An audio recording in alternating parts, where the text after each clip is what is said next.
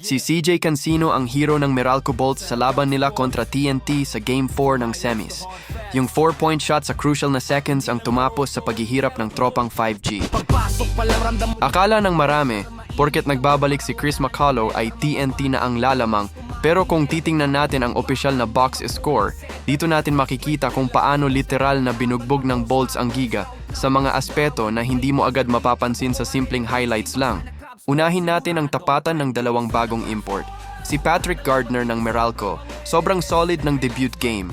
Umiscore siya ng 20 points, humakot ng 13 big rebounds, at ang pinakamahalaga, meron lang siyang solong turnover sa buong laro. Sobrang ingat sa bola. Ito naman ang medyo masakit para sa Giga fans.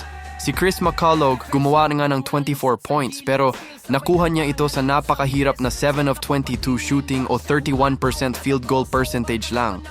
Ang baba niyon para sa isang import. Nalimitahan pa siya sa 9 rebounds at nagtala ng 4 na turnovers. Malinaw na naging epektibo ang depensa ng Meralco para inisin si McCullough at ma-force sa mga bad shots. Ang Meralco Bolts may 54 points sa shaded area.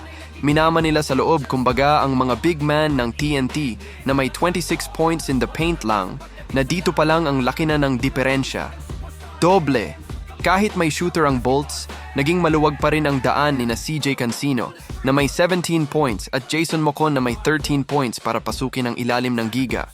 At ang pinakamatindi, points from turnovers. Meralco 26, TNT 10. Si Roger Pogoy nagtapon ng 6 na bola habang 4 naman kay McCullough.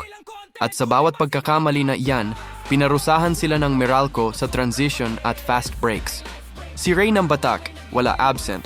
Bokya sa laban naglaro lang ng 9 minutes. Kahit maganda ang nilaro ng mga second unit gaya ni Jordan Heading na may 15 points at BGR na may 14, hindi kayang saluhin ng bench ang kulang na scoring ng first unit. Mas disiplinado ang Meralco, mas agresibo sa shaded area, at mas efficient ang laro ng kanilang bagong import.